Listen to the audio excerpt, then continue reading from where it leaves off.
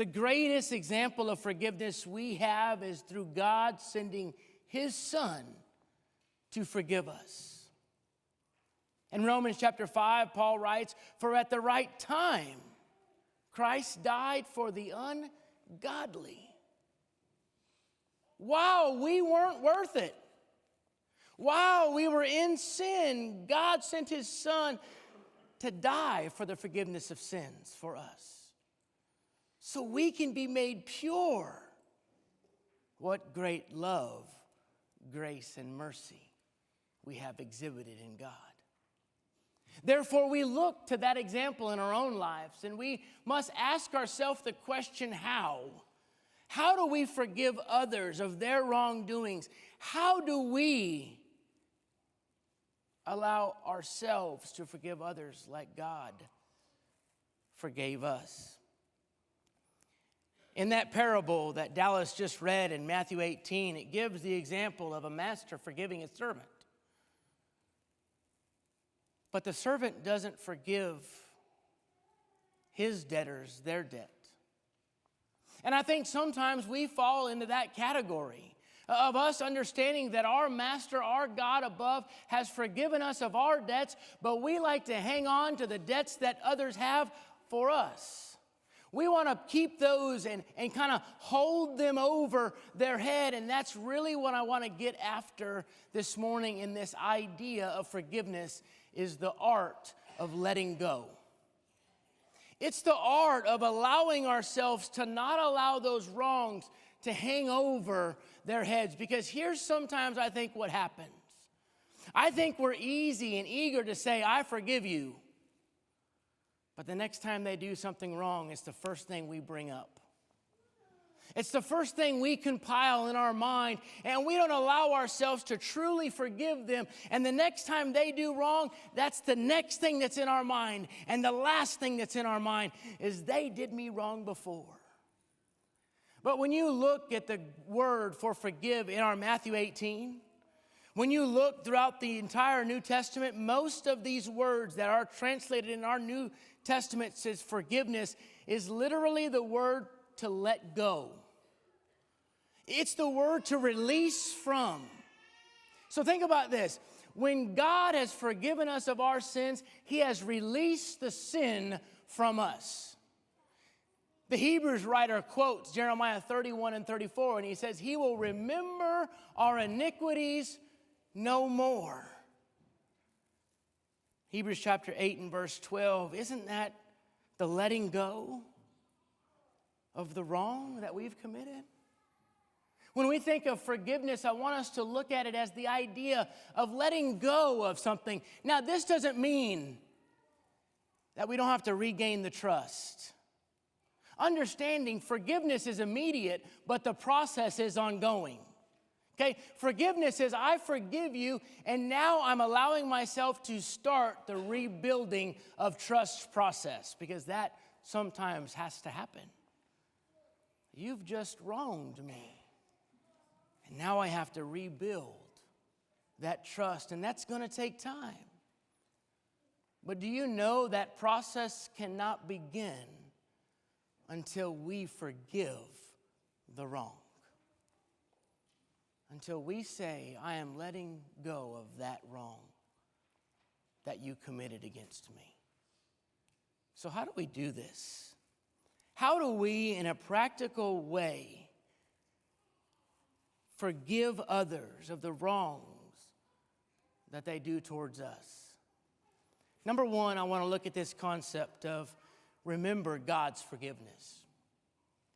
When we are wanting to forgive, or when we are able to forgive, we want forgiveness. It's something we desire from others. But I want to make sure that when we understand this idea and topic of forgiveness, that we can understand that we need it. And we've been in the situations where maybe we have not, or we've wronged somebody. And we're desiring that forgiveness. So as we move through this process, I want us to think of the how. How do we do it? How do we process in our minds to forgive others the way God has forgiven us? Number one, remember God's forgiveness. Look at Matthew 18. If we think about in our minds, if we're going to forgive others, I want us to think about how God has forgiven us. And in Matthew 18, he says in verse 26 and 27, he says, "So the servant fell on his knees, imploring him, 'Have patience with me, and I will pay you everything.' And out of pity for him, the master of that servant released him and forgave him of that debt." Have you ever fallen on your knees and asked God to forgive you of the wrong that you've committed? Maybe fallen on your face, realizing what you've done is wrong, realizing the temptation that you gave into, realizing the difficulty in your life, and you've said, "God, please forgive me." And you know in that prayer, he forgave you. Maybe it was that moment. Think about that moment for you. Think about that moment. Maybe somebody you love came to you and they told you the story of Christ. They told you of his kingship needed in your life. They told you about how to obtain the forgiveness of sins through baptism. They read to you Acts chapter 2 and verse 38. They took you to 1 Peter chapter 3 and verse 21. And they told you baptism that corresponds to this now saves you. They read about this concept of us repenting of our sins, being buried in the watery grave of baptism, and you come up this pure person. Remember that? Do you remember that moment in your life?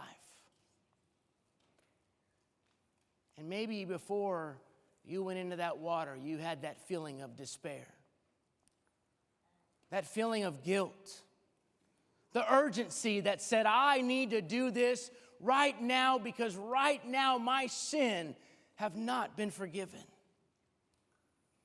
I need to be baptized for the forgiveness of my sins. Remember how bad you wanted that? How bad you felt you needed that in that moment?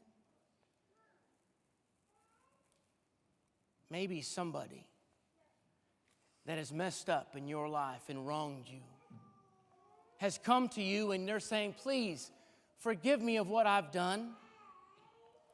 Forgive me of the error. And they're desiring, they're pleading to you for that forgiveness. Colossians chapter 3 and verse 13, Paul instructs them to forgive as the Lord has forgiven you.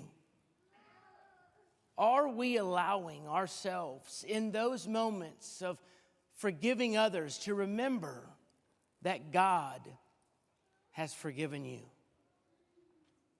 I think the first step to us practically forgiving somebody is to remember God's forgiveness towards you. Number two, I want you to imagine being on the other side. Imagine what it's like and remember what it was like.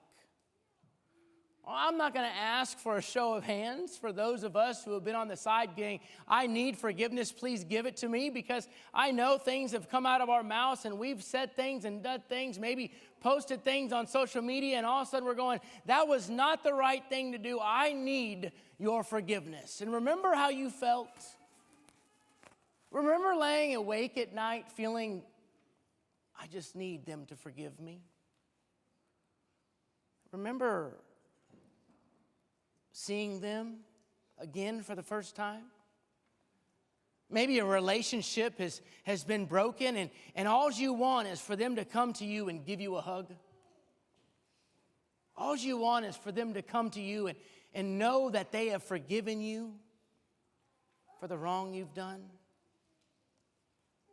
I think the second step in us practically forgiving others is imagine being on the other side. Remember what it was like when you've wanted forgiveness.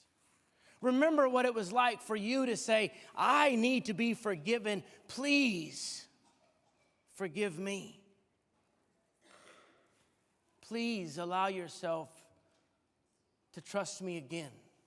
Please allow me to rebuild that trust for you. We need to be ones that are quick to forgive.